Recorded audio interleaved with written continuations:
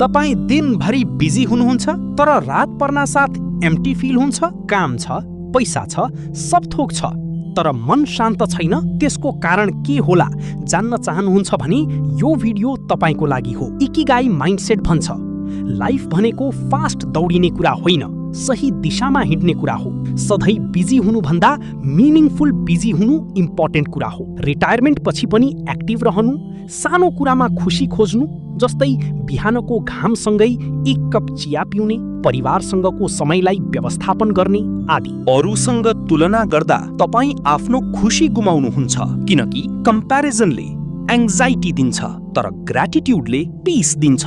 Life slow भए पनि फरक पर्दैन, तर मिनिङफुल हुनुपर्छ, किनकि स्लो लिभिङ नै रियल ह्याप्पिनेस हो। त्यसैले आजदेखि नै जे गर्नुहुन्छ मिनिङफुल गर्नुहोस्। अनावश्यक काम गरेर आफूलाई बिजी देखाउन छाडिदिनुहोस्।